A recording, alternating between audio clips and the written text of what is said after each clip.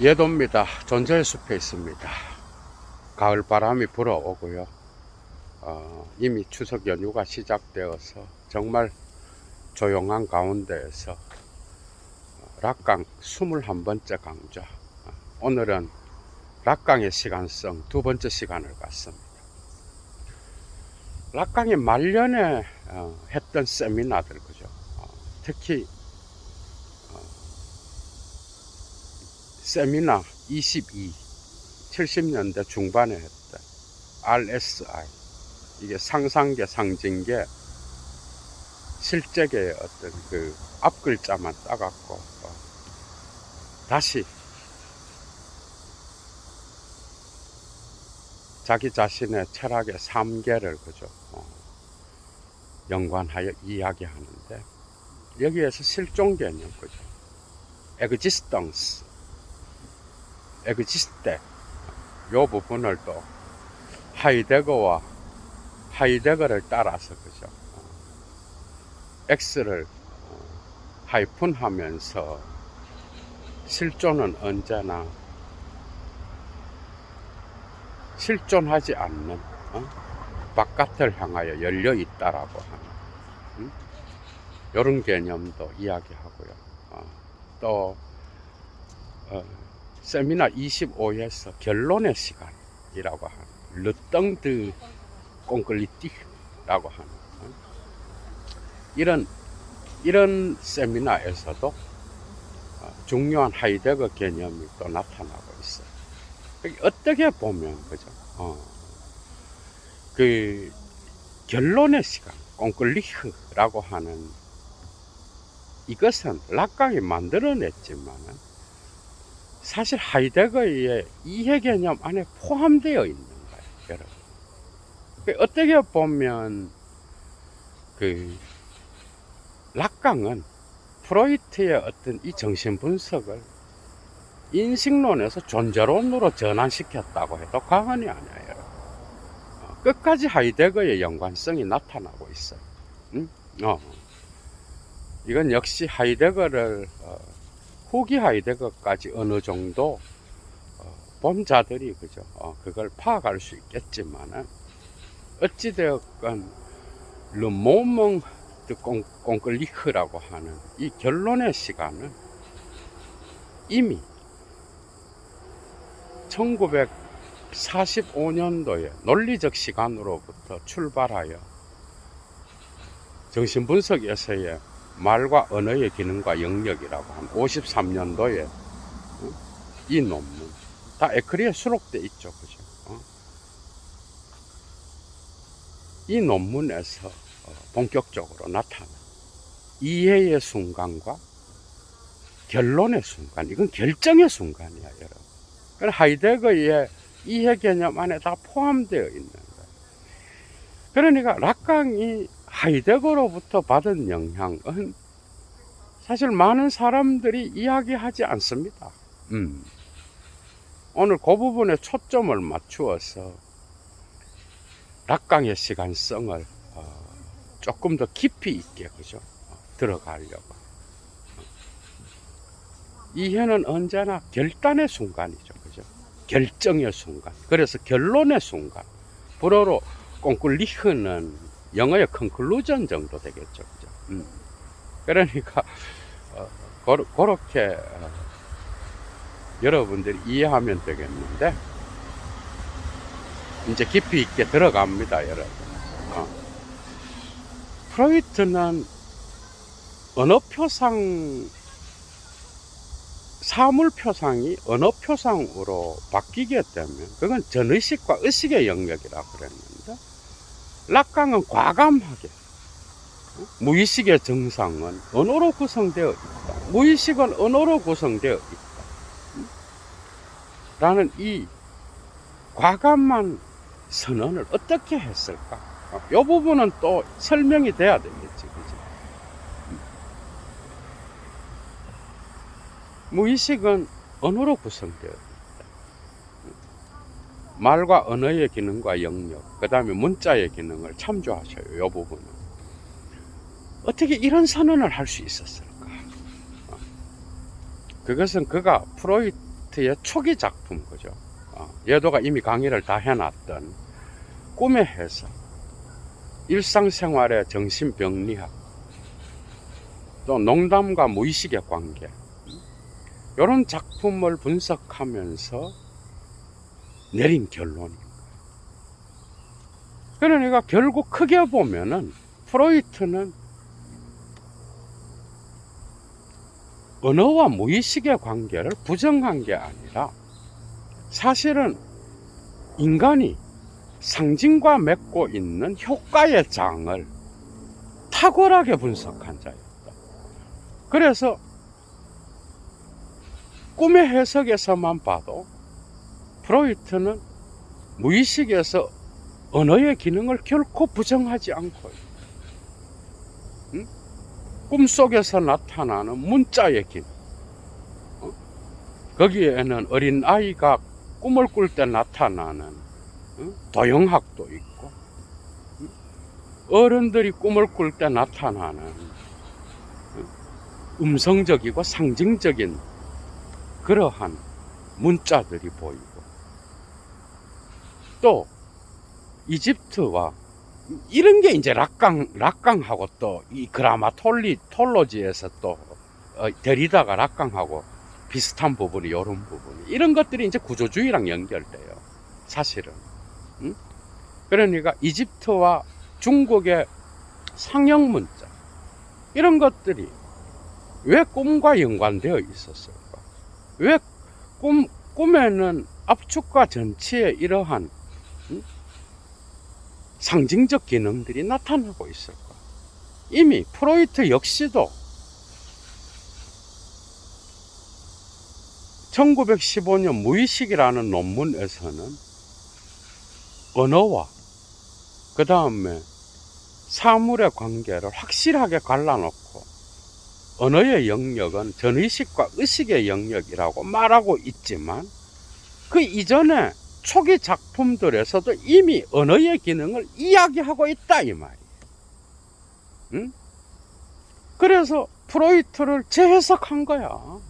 프로이트 역시도 무의식은 언어처럼 구조화되어 있다라는데 반대하지 않는다는 거예요. 여기에 대해서는 이제 갈라집니다. 정신분석학 전공자들이나 그쪽에 종사하는 분들은 다르게 생각합니다. 그죠? 갈라지는데, 어찌되었건 락강은 이러한 프로이트의 의도를, 그죠? 결국 효과의 장이라는 말로 바꾸면서 인간과 상징이 맺고 있는 관계를 통하여 드러나는 효과의 장을 프로이트는 발견한 위대한 정신분석가였다. 그래서 이제 상징계로 또 연결시키는, 이런 이야기들은 정신분석에서의 말과 언어의 기능과 영역에 나타나. 그래 수록되어 있죠. 상당히 아주 긴 논문이야, 그게. 그래도 쓴 것 중에서. 그래서 락강이 이 언어를, 그죠, 이제 무의식과 연결시키게 된 거예요.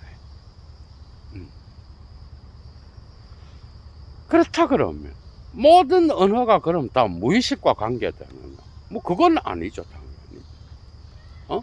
모든 시간이, 일상의 시간, 경험의 시간, 물리적 시간, 이런 것들이 무의식의 시간과 일치하느냐? 그건 아니죠, 당연히.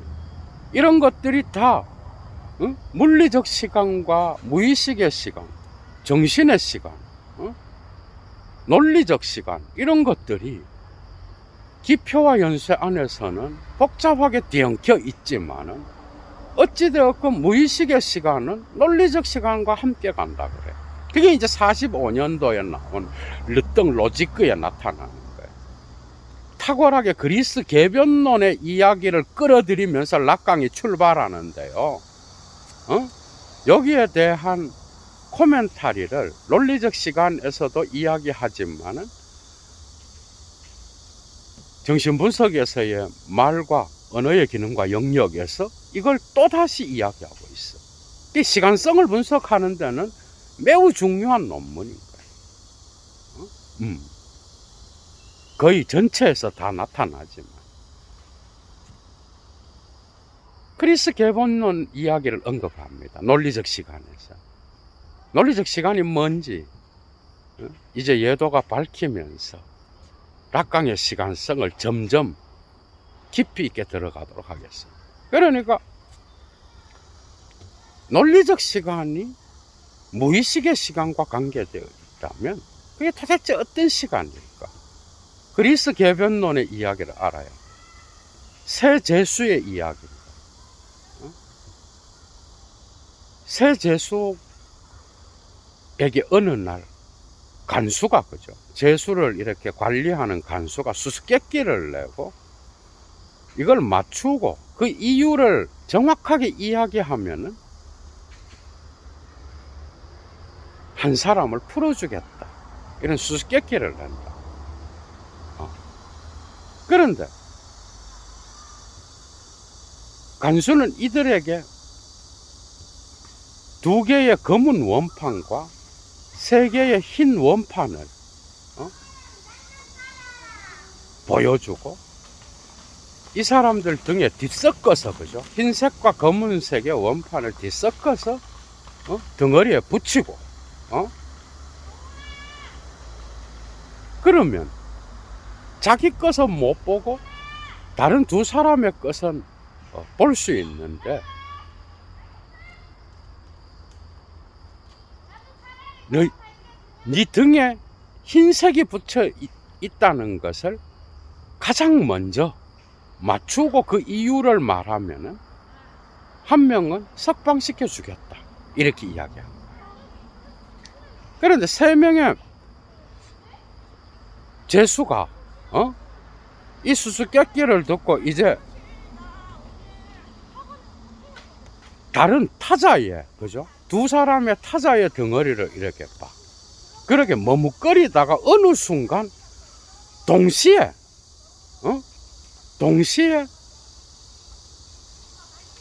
자기가 맞췄다라고 하는 이해의 순간이 도래하고 그 다음에 결정의 순간이 도래해서 이제 감옥 바깥을 나가는 거예요. 그래서 그 이유를 물어보니까 거기에서 논리적으로 어떤 게 성립돼요. 그러니까 잠시 머뭇거렸던 이유는 그 제수가 제수들 3명의 덩어리에 사실은 간수가 전부 다 흰색 원판을 붙여 놓은 거예요. 그러니까 3명의 제수는 다 다른 2명의 타자로서의 제수들의 덩어리에 흰색만 보이는 거야. 그죠? 흰색만 보이니까 자기 덩어리에 검은색이 붙어 있을 가능성이 더 많잖아. 그러니까 머뭇거렸던 거야. 어떻게 보면. 근데 머뭇거리다가 이제 동시에 바깥으로 나가는 거야. 그래서 그 이유는 뭔가 하면은 간수님께서 만약에 그 타자들의 어떤 그 덩어리에 다른 2명의 제수, 그러니까 보는 사람은 각각 한 사람일 거 아니에요. 2 사람을 보는 거잖아, 그죠? 3 사람 다가 그 덩어리에 흰색이 다 보이는 거야. 그러니까 처음에는 머뭇거렸어, 그죠? 머뭇거렸는데 나중에 보니까 뭘 이해했는가 하면은 내 등에 만약에 검은색이 붙어 있다라고 한다면 이제 논리가 이제 나타나는 거예요. 한 사람이 말하기를 검은색이 붙어 있다라고 한다 그러면 다른 사람이 내 등을 보고 머뭇거릴 리가 없잖아, 그죠? 이걸 깨달았던 거예요. 그러니까 2개 다 흰색인데 뭐야? 머뭇거린 이유는 내 등에 검은 게 붙어 있을 가능성이 더 많겠다라고 생각해서 머뭇거렸는데 뒤집어서 또 생각한 거예요.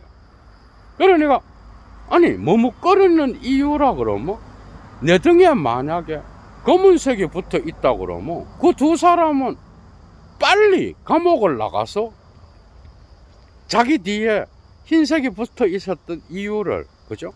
간수에게 말했을 거라고.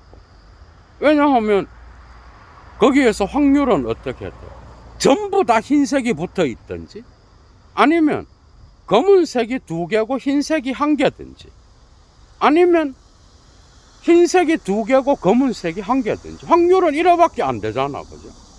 그런데 자기 덩어리에 흰색이 붙어 있다는 것을 머뭇거리는 걸 보고 뒤집어서 생각한 거야. 그래서 밖으로 나가게 된 거야.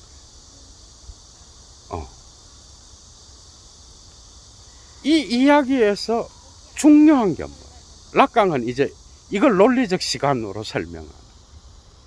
논리적 시간이라고 하는 거는 구조를 갖고 있다는 거야. 특정한. 그리고 이 구조는 타자와의 관계 안에서, 그죠? 나타나는 거야. 이게 중요한 거야. 이게 하이데거를 변형시킨 거야. 하이데거의 이해는 뭐야? 자기 이해. 그러니까 모든 결정의 순간, 이해의 순간은 결정의 순간인데 그게 결론의 순간이죠, 그죠? 결론의 순간인데 그렇게 되기 위해서는 타자들이 어떻게 행동하는지를 봐야 되는 거야, 그죠? 타자와의 관계가 설정돼 갖고 나의 가능성의 세계가 열리는 거야. 이걸 이야기하려고 했던 거야. 이런 걸 보다 더 보충적으로 설명하는 게 논리적 시간보다는 말과 언어의 기능과 영역에 상세하게 나와요. 그러니까 이 논리적 시간에는 구조가 있고, 시간의 구조도 또 있어. 어떤 시간의 구조가 있는가 하면은 죄수들이 3명 다 머뭇거리는 시간이 있고, 그 다음에 이해를 하고 결정을 내려서 바깥으로 나가는 시간이 있는 거예요. 그죠? 그래서 이걸 갖고 여기에는 뭐예요? 미래와 과거가 다 들어있는 거예요. 그러니까 내 덩어리에 검은색이 붙어 있다고 한다면 그 세 죄수들은 뭐예요? 머뭇거릴 이유가 없는 거야. 나머지 2 죄수는. 그러니까 내 덩어리에 흰 게 붙어 있다라는 거를 확신하게 된 거야. 그죠? 그 순간이 이해의 순간. 그런데 이해의 순간은 결정의 순간과 겹쳐 있어. 그러니까 논리적 시간 안에서도 과거와 미래가 함께 열려지는 거야. 맞죠? 그죠? 그러니까 이 관계, 타자를 보면서 머뭇거리는 시간이 있잖아. 그죠? 그 머뭇거리는 시간에서 어느 순간 내 덩어리에 검은색이 붙어 있다면 머뭇거릴 리가 없다라는 이해의 순간이 온다고. 그 순간이 바로 결정의 순간인 거예요. 결론의 순간인 거예요. 행동하는 거예요. 그죠? 그러니까 해방의 어떤 가능성을 향하여, 그죠? 앞질러 예측하는 게 논리적 시간 안에 함께 들어있는. 그게 예측과 기억이 함께 들어있다라는. 이게 이제 락강이, 그죠? 논리적 시간에서 발견했던 매우 중요한 논점인 거예요, 여러분. 이게 정말 중요한 거야, 그죠? 이게 이제 여러분들이 이해를 알아야 되는 거야, 하이데거. 하이데거의 이해를 알아야 여러분들이 이 락강의 그리스 개변론에서 끌어낸 이 세 죄수의 이야기를 이해할 수 있어, 논리적 시간으로서. 하이데거는 어떻게 이해해? 하이데거는 이해를 가능성을 향한 기획투사라 그래. 그런데 현존재가 새로운 가능성, 존재 가능을 향하여 기획투사할 때는 언제나 이미 내던져져 있는 상태에서 기획투사하는 거예요. 그러니까 시간성으로 볼 때 이해는 과거와 미래를 다 포함한, 죽음을 보고 앞질러 달려가는 결단을 여러분들이 또 알아요. 이거 다 하이데거 개념이에요. 그러니까 포라우펜더 엔트슐로센하이트, 앞질러 달려가는 결단을 하는 거예요. 죽음을 보고, 본래적 실존의 가능성을 향하여 달려가는 자는 앞질러 달려가는 결단이 있어야 돼요. 그게 이런 개념들을 함께 갖고 와갖고 이해의 순간과 결론의 순간을 이야기하고 있는 거예요. 락강. 이거 완전 다 하이데거 개념. 그러니까 이해 안에는 자기 자신을 앞질러 결정하는 순간이 포함되어 있는 거예요. 이해가 되죠? 그러니까 새로운 존재 가능을 향하여 기획투사할 때 그게 바로 이해의 순간이거든. 하이데거한테서는. 페어슈테인이 그런 의미야. 그게 근원적인 거고, 뭐뭐를 뭐뭐로서 의미를 해석하는 거는 이거보다 더 파생적인 거. 이해가 되죠? 하이데거한테서는 그래. 그러니까 이미 이해의 행위는 해석의 행위를 포함하고 있는 거야, 하이데거한테서. 이때에 내가 이해를 할 때는 머뭇거리는, 그러니까 그리스 개변론 이야기에서 세 간수가 타자의 행위를 보고 등을 보고 다 흰색이니까 머뭇거리는 그 순간이, 그죠? 그게 뭐예요? 하이데거한테서는 내던져져 있는 상태인 거야. 과거의 시간인 거야, 이거는. 내던져진 상태에서 이해의 순간이 딱 왔어. 그게 결정의 순간, 결론의 순간. 딱, 내 덩어리에 검은색이 붙어 있다고 하는, 뒤집어 생각하는 순간이죠. 한다면 저 죄수들이 머뭇거릴 리가 없잖아. 그러니까 이걸 깨달은 순간 세 명의 죄수가 한꺼번에 이제 나가게 된, 다 흰색이 붙어 있다는 걸 알게 된 순간인 거죠. 그죠?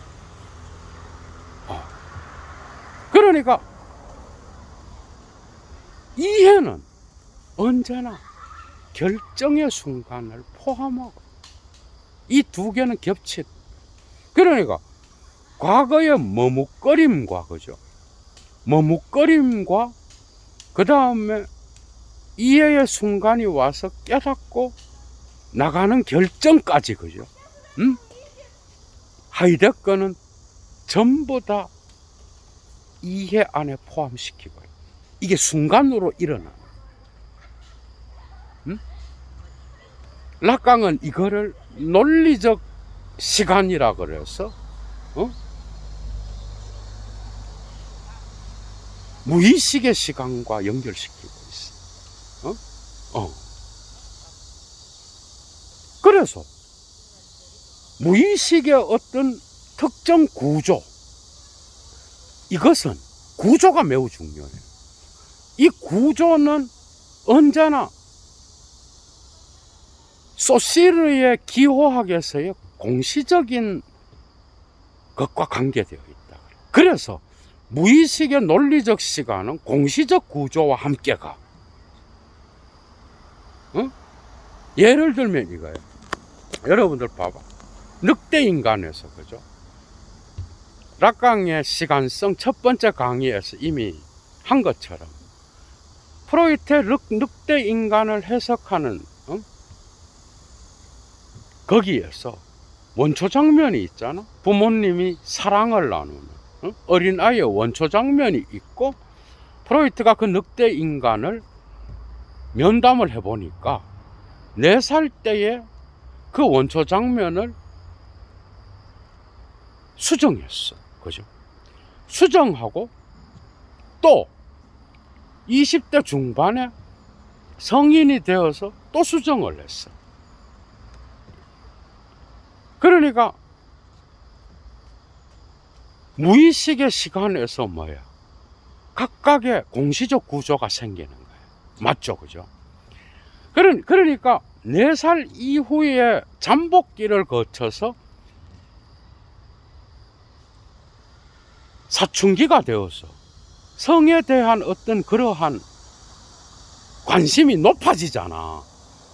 그러니까 그 잠복기를 거쳐서 나중에 성인이 되어서 그 원초 장면을 몇 번이나 수정을 가하고 그것이 변경된 상태에서 늑대 인간의 기억 속에 저장된 거예요. 그러니까 원초 장면에서 4살 때, 그 다음에 20대 중반에 이렇게 구조가 성립되는 거야, 공시적으로. 근데 이게 왜 공시적인지 알아요? 이게 물론 락강은 통시를 인정해. 왜? 정신분석자들은 이 무의식의 매 순간 원초 장면, 그 다음에 수정했을 때 또 장면, 그 다음에 20대에 또 재수정했을 때 장면, 이런 장면들은 시간적 연속이 아닌 거예요. 그러니까 공신 거야. 이해가 되죠? 이게 구조인 거야. 이게 논리적 시간인 거야.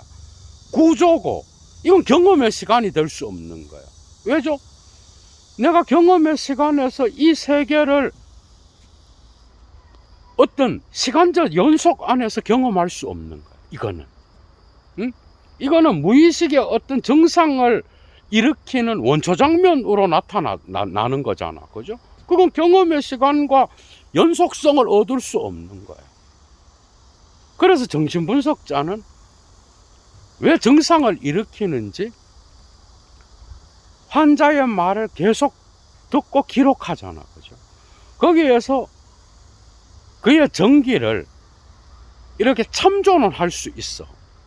그러나 그 참조는 이 정신분석 면담을 통하여 환자가 그 정상을 깨닫고, 그죠? 치료하는 데에는 별 도움이 안 돼. 그래서 락강은 이러한 공시적인 구조로서의 이러한 논리적 시간의 장면들을 들여다가 통시적인 이야기를 집어넣어 갖고 이걸 해석해 버리면 이게 뭐야? 치료하는 데 오히려 방해가 된다. 그러나 사실 정신분석학에서는 이런 거를 참조하기도 해. 그래서 이 시간을 빼버리고, 경험의 시간을 빼버리고 요 세계의 구조만 갖고 와갖고 그걸 갖고 이제 정신분석자는 환자의 어떤 그러한 상태를 진단을 내리는 거예요. 그래서 논리적 시간은 경험의 시간과 다른 거예요. 이제 이해가 되죠, 그죠? 요렇게 나가는 거예요. 그러니까 이런 장면들은 전부 다가 뚝뚝 떨어져 있는 거야. 시간의 연속성을 획득할 수가 없는 거야. 환자의 20대 중반까지의 그 환자의 전체 이야기를 다 들어도 이 정상을 일으키는 원인은 이 원초 장면과 4살 때 가공했던 장면, 그 다음에 20대 중반에 지금 현재 또 가공한 장면, 이런 것들을 공시적 구조를 갖고 정상에 대한 판단을 내려야 되지, 이걸 연속적으로 그 이야기를 잠복기에는 어땠고 다른 나이대에는 어땠고 이런 것들을 집어넣어 갖고 해석을 하게 되면 정신분석적인 면담은 큰 효과를 얻을 수 없다고. 그래서 그 중간에 잠복기 때 뭘 했는지는 생략돼 있는. 그래야 이러한 공시적 구조만 떼갖고 볼 때에 제대로 된 정상의 상태를 파악할 수 있다고 봅니다. 이게 매우 중요한 거예요. 응? 이게. 그러나 하나의 구조에서 다른 구조로 옮길 때에 경험의 시간을 빼고 무의식에서 정상을 일으키는 그 구조만을 빼갖고 이동할 때 각각의 구조에는 이야기가 숨어 있다고.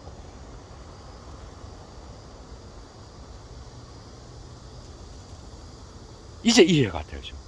그래서 각각의 매 순간의 그 장면의 구조마다 현재가 끊임없이 그죠? 원초 장면을 매 순간마다 환자가 특정 시기에 그 증상을 원초 장면을 계속해서 변환시키면서 지금까지 오는 거예요. 사실은 수십 번 그죠? 수십 번 변형시키는 거예요. 그래서 이것은 보르헤스의 양피지 사본, 양피지 텍스트 수십 번 지우고 다시 쓴 그게 바로 우리의 무의식이에요. 그것과 같은 거예요. 이것을 가다머는 프로이트의 장면 이론을 갖고 하버마스는 가다머와의 논쟁에서 박살내잖아. 네가 말하는 그 전통이란 게 거기에는 어떤 비판의 기제가 들어갈 수가 없다. 만약에 그 전통이 왜곡시킨다고 할 때에 너의 그 해석학적 이해는 어떻게 할 거냐. 이런 방식. 전통 안에 전통이 자기 스스로를 숨기고 이런 왜곡을 일으키고 생략되고 프로이트가 말하는 장면 이론처럼 중층화된 텍스트라고 한다면 그렇다면 그때는 어떻게 할 거냐. 이런 방식으로 논쟁을 이었다. 그죠? 그게 우리의 무의식은 여러 번 지웠다가 다시 쓴 텍스트와 같은 거예요. 우리의 기억은 그런 거예요. 그러니까 우리는 무의식에 대한 어떤 그러한 원초 장면을 나에게 증상을 일으키면 일으킬수록 꽁꽁 숨기고 위장시키고 왜곡하고 내가 욕망하는 어떤 관점에 따라서 변형시키고 그것을 끊임없이 지웠다가 다시 해석하는. 그러니까 우리의 기억은 그다지 그죠? 그다지 사실에 적합한 게 아닌가. 그러니까 환자는 뭐야? 이 원초 장면으로부터 성장하면서 그것을 끊임없이 지웠다가 다시 쓰잖아. 그죠? 그때에 이 텍스트를 전체 다를 물론 수정하는 건 아니야. 특정 부분만 수정해. 그렇다고 해서 그것을 고스란히 그죠? 기억에 간직하고 있지도 않아. 그래서 중층적인 거야. 여기에서의 시간성은 뭐예요? 매 순간마다의 환자의 어떤 그러한 마음의 역사에서 정신의 역사에서 그 환자는 특정 시기마다 그 원초 장면을 지웠다가 다시 쓰고 또 지워진 거를 또 다시 쓰고. 그래서 초기 프로이트는 심리학 설계도에서 사실은 이 기억, 게데이트니스, 이 기억이 바로 자아라고 이야기했던 거예요. 그런데 그 기억은 그냥 순수하게 우리는 의식적으로는 어렸을 때의 그것은 역사적 사실로서 내 기억 속에 남아있구나 이래 생각하잖아. 아니요. 그 기억은 이런 식의 어떤 변형을 겪어서 오늘까지 오는 거예요. 그러니까 무의식의 시간은 소시르로 보면 뭐 랑그와 관계되는 거예요. 그죠? 빠홀이 아닌가. 예를 들어서 상호 주체적 놀이에서 주체가 끊임없이 타자와의 말을 통하여, 그죠? 이야기를 하잖아. 그때에 이 원초적 구조로서의 무의식의 논리적 시간은 끊임없이 그 빠홀에게, 랑그죠, 이게. 빠홀에게 영향을 미치고 있다고 봐요. 모든 빠홀은, 그죠? 모든 주체의 말은 타자와의 대화에서 욕망을 따라가는 거예요. 응? 기표와의 사슬 안에서, 그죠? 나타나지만 때로는 구멍이 날 때도 있는 거예요. 모든 존재는 탈종과 관계돼요. 그죠? 새로운 무에 대해서 열려 있는 거예요. 끊임없이 생성되는 거예요. 존재는 정태적인 게 아닌 거예요. 락강이 세미나, 이건 마치 하이데거를 연상시켜. 탈종 개념이지, 그죠? 세미나 25에서 이야기 이거예요. 그런 거죠. 그래서 모든 주체의 말은 뭐예요? 말은 무의식적이든 일상적 언어든 그 말에는 부재한 기표를 언제나 전제하고 있어요. 여러분 봐봐. 연사적으로 내가 말을 할 때는, 개사적으로 볼 때는 뭐예요? 랑그의 부재한 기표가 없으면 차이의 놀이에서 이게 의미가 생길 수가 없는 거랑 같은 거예요. 그러니까 무의식은 랑그의 부재한 것으로서 구조의 기능을 맡고 있다고 해도 과언이 아닌 거예요. 전부 다는 아니겠지만 이해가 되죠, 여러분. 그러니까 모든 빠롤은 기억과 예측의 관계입니다. 모든 주체는 현재, 한쪽으로는 과거, 한쪽으로는 미래의 덩어리 가운데에서 기억과 예측을 끊임없이 하면서 자기의 욕망의 기표와 사슬을 따라 여행을 합니다. 이때 모든 빠롤 안에는 과거에 대한 기억과 미래를 향한 어떤 예측이 함께 포함되고 가로질러 가는 거예요. 그래서 모든 말 안에는 기억과 예측이 함께 포함되어 있는 거예요. 이런 식으로 락강은 시간성을 설명한다고. 그러니까 하이데거가 말했던 이해 개념 안에 내던져져 있음의 과거와 새로운 가능성을 향한 자기 자신을 앞질러가 다 포함되어 있는 것처럼 락강은 이것을 자기의 정신분석학 이론으로 갖고 가서 주체의 시간성을 재정립하고 있는 거라고.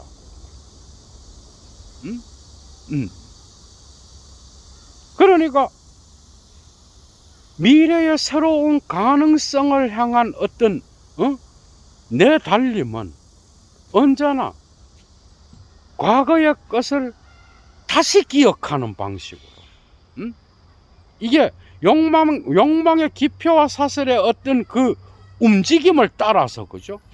매 순간 다른 방식으로 이것을 변형시키고 해석하면서 일탈하고, 그죠? 그러니까 뭐예요? 주체의 말은 뭐예요? 무예요, 무. 왜 그런지 알아? 우리의 모든 말도 그래. 말은 거기에 빈 껍데기를 갖고 있는 거야. 왜? 이미 지나간 거야. 이게 불교와 상당히 일치야. 락강의 사유도. 응? 여러분 봐봐. 주체의 여행에는, 욕망의 여행에는 뭐야? 찰나밖에 없어. 매 순간 찰나는 과거와 미래를 교차하면서 욕망을 향하여 나가잖아. 그죠? 이때에 그 찰나는 뭐야? 이미 가고 없는 과거의 시간, 아직 오지 않는 미래의 시간. 그죠? 두 개 다 빈 껍데기인 거야. 응? 그 두 개가 주체의 찰나적 순간마다 항상 교차. 상호 주체적 놀이가 함께 포함되어 있는. 응? 여기다가 타자의 승인까지 받아야 돼. 응? 모든 나의 욕망의 움직임에는 타자의 목소리가 포함되어 있어. 사실 프로이트가 부분 욕망에서는 이런 것들밖에 이야기하지 않았어. 여성의 젖꼭지, 똥, 오줌, 그죠? 그 다음에 또 남근, 이런 것들을 이야기했잖아, 부분 욕망에서. 그런데 락강은 뭘 집어넣는지 알아? 락강은 목소리가 정말 중요해. 응시, 허무, 무의 개념을 집어넣어버려. 그러니까 주체의 말 속에는 과거와 미래가 교차하는데 그 과거와 미래는 빈 껍데기인 거예요, 언제나. 그러니까 주체의 현전 속에는, 매 순간의 찰나적인 현전에는 언제나 무가 함께 포함되어 있는 거예요. 모든 존재는 무를 향하여 열려 있어요. 그죠? 그냥 가만히 있는 존재는 없는 거예요. 그러니까 주체의 욕망의 여행에서도 그 빠롤은, 말은 언제나 과거와 미래, 존재하지 않는 두 개의 힘이 함께 교차하고 있는 거예요. 그래서 어떻게 보면은 주체는 뭐예요? 주체는 존재하지 않는 곳에 존재하고, 그죠? 응? 없는 것을 향하여 질주하는 거예요. 응? 마치 집이 없는 여행객과 같은 거야, 이거는. 그래서 그 유명한 명자가 데카르트의 어떤 나는 생각한다, 고로 나는 존재한다의 이 확실성을 박살내면서 나는 내가 아닌 곳에서 존재하고, 응? 그 다음에 내가 존재하는 곳에서 존재하지 않아. 응? 나는 내가 말을 하는 순간 뭐예요? 나는 내가 발 딛고 서 있는 거기에, 그죠? 있는 게 아닌 거예요. 정신적으로. 나는 내가 아닌 곳에 존재하고, 내가 존재하는 곳에서는 내가 다른 데 가 있는 거예요. 이런 게 성립되는 거예요. 그죠? 그러니까 그 시간성은 복잡해지는 거예요. 그러니까 하이데거의 시간성을 갖고 와갖고 독특하게 정신분석학적 시간과 연결시킬 수 있었던 것은 인간의 모든 찰나적 현재 속에는 과거와 미래가 포함되어 있다. 이런 시간성이 마침내, 그러니 우리는 뭐, 우리는 발은 여기에 딛고 있는데 언제나 다른 곳에 가 있어. 집 없는 여행객하고 똑같아. 내가 집에 와 있다고 생각하는데 나는 다른 곳에 가 있어. 근데 다른 곳에서는 내가 집을 그리워하면서 또 딴 생각을 하고 있어. 응? 나는 내가 의식적으로는 여기에 분명히 존재한다고 생각하는데 나의 욕망은 다른 데를 향하여 나가고 있어. 이런 거예요. 응? 집 없는 방랑객과 같이, 응? 빈 껍데기에 대상을 향하여 질주한, 응? 나의 빠롤만이 아니라 타자의 빠롤 역시도, 응? 나의 욕망을 거부하고 있어. 니 나한테 뭘 바라냐? 난 너에게 그걸 줄 수 없는데, 내가 너의 요청을 거부하는 것처럼, 응? 그러니까 타자의 목소리는 언제나, 응? 나의 욕망에 거부로서 들리고, 그죠? 불가능성으로서 나타나. 목소리만 그래, 응시도 그래요. 응? 나는 타자가 보는 곳에서 결코 어떤 대상을 볼 수 없는.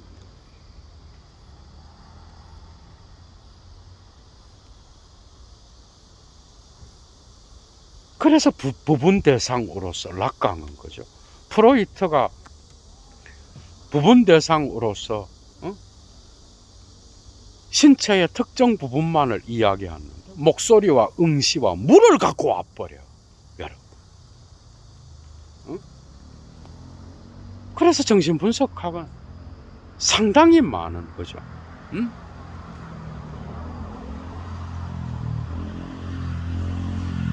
어떤 프로이트 안에서 연구되었던 것을 이제는 일반 과학으로서 풀어놔버린 거예요, 락강.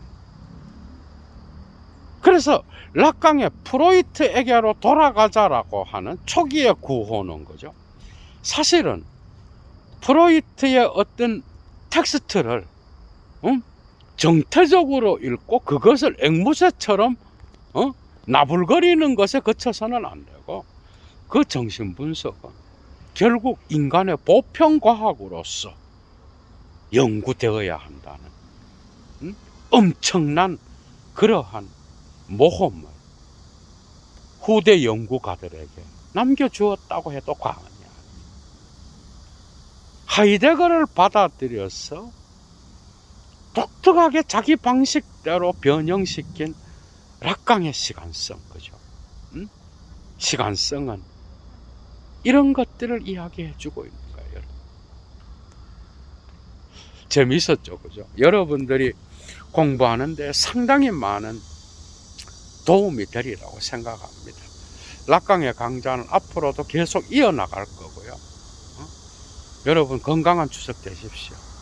좋아요 잊지 마시고요. 그 다음에 여건이 되시는 분은 사막의 철학 예도TV를 후원해 주십시오. 예도 물러갑니다. 주스.